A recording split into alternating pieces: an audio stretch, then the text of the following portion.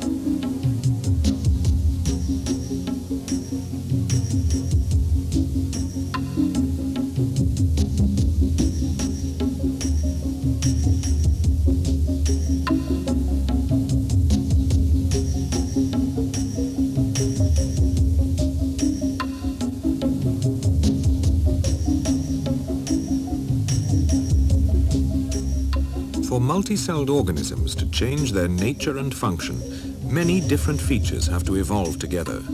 This needs fantastically complex genetic coordination. To attribute such coordination to random or chance mutation is a severe stretch of the imagination. Francis Crick, who's dominated the field of genetic research from the very beginning, acknowledges the severe limitations of the molecular approach. In one way, you could say all the genetic and molecular biological work of the last 60 years could be considered as a long interlude. Now that program has been completed, we have come full circle, back to the problems left behind unsolved. How does a wounded organism regenerate to exactly the same structure it had before? How does the egg form the organism? Almost nothing is known of the way genes communicate, cooperate and organize themselves to develop a complex organism like man.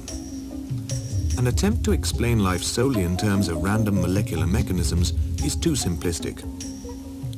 It fails to deal with the fundamental questions behind the process of creation. We created you, and thereupon we fashioned you. Thereupon we told the angels, bow down to Adam. Surat Al-Araf, verse 11.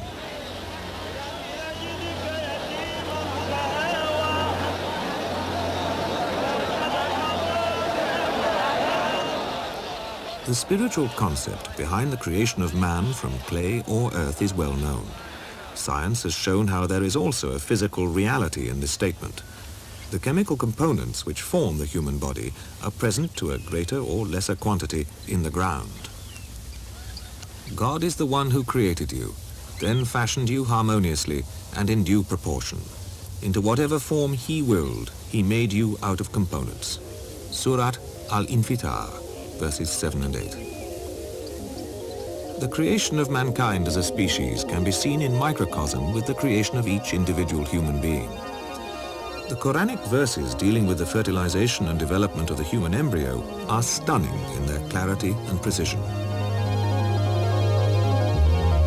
What you're seeing is the actual journey of the male sperm to the egg, photographed inside the body for the first time.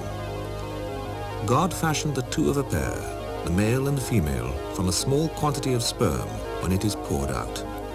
Surat An-Najm, verses 45 and 46.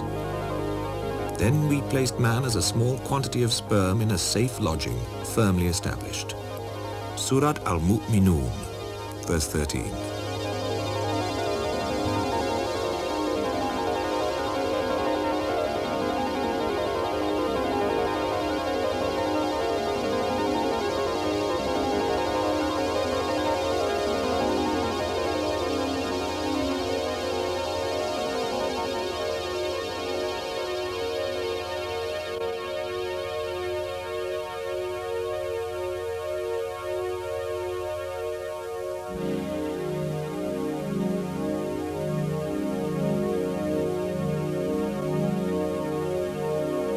Once fertilized, the egg moves to the womb, where it throws out villocytes, using them to cling to the wall of the uterus and to draw nourishment.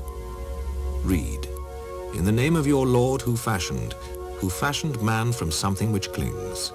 Surat Al-Alaq, verses 1 and 2. We fashioned the thing which clings into a chewed lump of flesh, and we fashioned the chewed lump of flesh into bones, and we clothed the bones with intact flesh. Surat Al-Mu'minun, verse 14. As the embryo grows, it passes through stages where many of its parts are out of proportion. We fashioned you into something which clings, into a lump of flesh in proportion and out of proportion. Surat Al-Hajj, verse 5.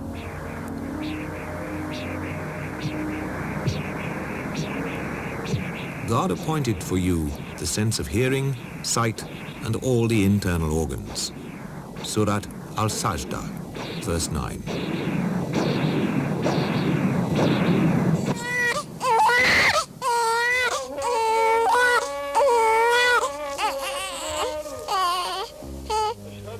Today, we are born into an age of great scientific accomplishment. We've learnt about many of nature's infinitely complex mechanisms.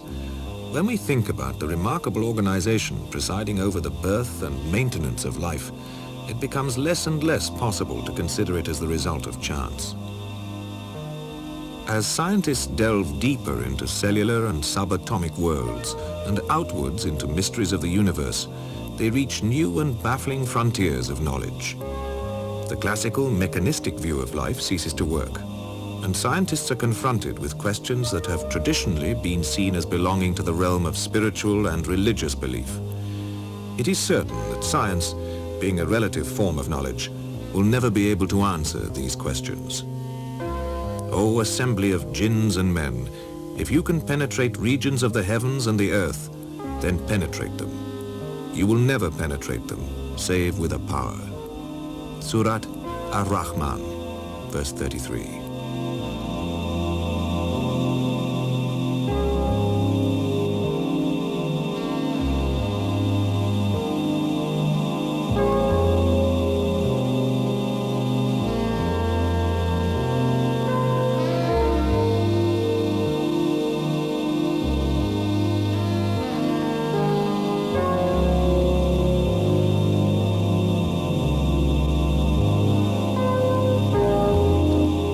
The realization that life can only be truly understood in terms of its interrelatedness and interdependence is the starting point of all religious and spiritual knowledge. The Quranic revelation is the most recent in a long tradition of revealed wisdom. It presents an overview within which all other ways of seeking knowledge, including science, can be guided towards a fuller, more complete understanding. The world is already seeing and suffering from the consequences of the lack of this unified vision.